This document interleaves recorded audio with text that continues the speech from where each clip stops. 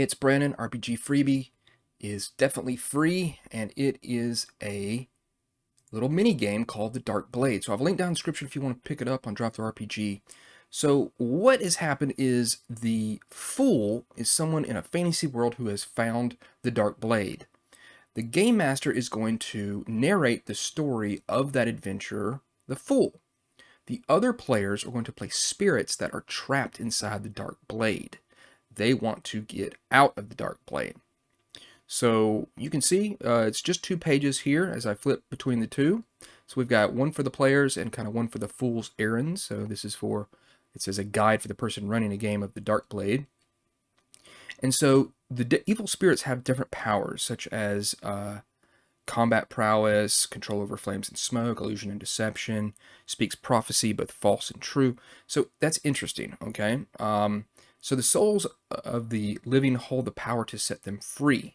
One pure soul for each spirit trapped inside the blade is required to break the seal. Until all the necessary souls are claimed, all spirits remain trapped. In the algebra of the devils, 6 tainted souls equal a pure one. So I guess that means evil people or creatures or things like that equals a pure soul. I'm going to tell you a little bit of a story here about Paladin Godbert. He used to fight many evils, countless evils, and defeated each one he faced, but those he could not slay he sealed inside the Dark Blade. The trapped evil spirits have turned the once holy weapon into the Dark Blade. When the time has come for the brave Godbert to leave the mortal realm, many have thought his sword to be lost, never to be seen again, until a fool has found the sword of legend. Evil spirits sealed within begin to wake, eager to torment the world once again.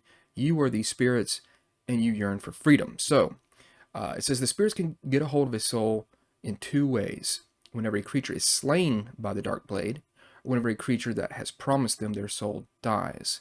So each spirit's going to start with 3 charges, and they regain d6 charges at dawn and can have a maximum of 6. By spending charges, they can perform following actions, the scope and form of which needs to be linked to the spirit's power.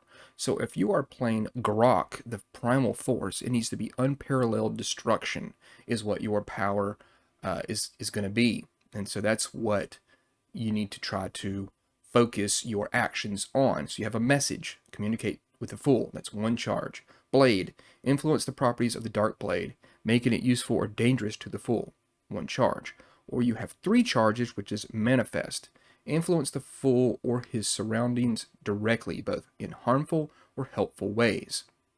It says these actions can help the Fool achieve his goals, steer him towards the spirits, steer him towards what the spirits want, or cause him harm. The spirits are free to communicate with each other.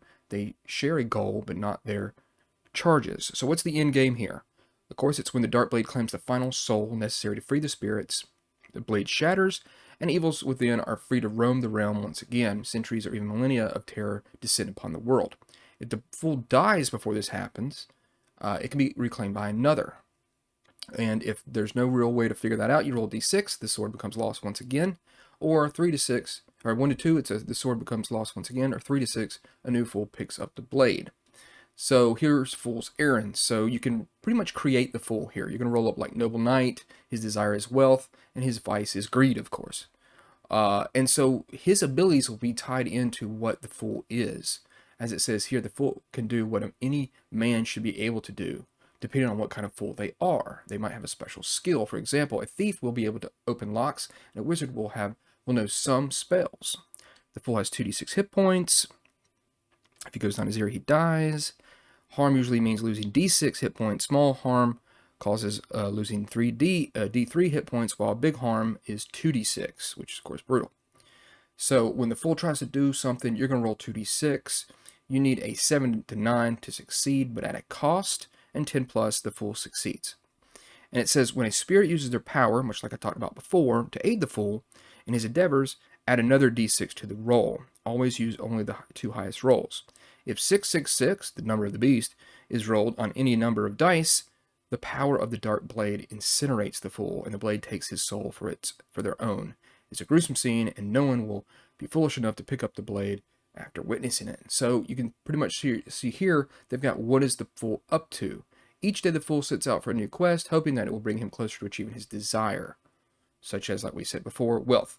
Where do they go? You can roll up maybe a bustling city or ancient ruins. What do they seek? To find allies, forbidden knowledge.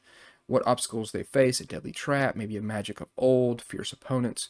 And who do they encounter? Maybe servants of the crow, guardians of nature, warmongers, or common folk. So, interesting little game, just 2 pages. I feel that whoever's playing the Fool is going to have to do a lot of talking, a lot of work to pretty much narrate what the Fool is going to be doing. And then it does say that the spirits can communicate with each other. They just can't use, because they share the same goal, but they cannot use each other's charges. So you're going to pretty much be creating a story, if you're a game master, of the Fool with your other players as the spirits, interjecting, try to steer this adventurer to freeing the spirits. So it's very interesting, a neat little take on kind of flipping the evil switch there.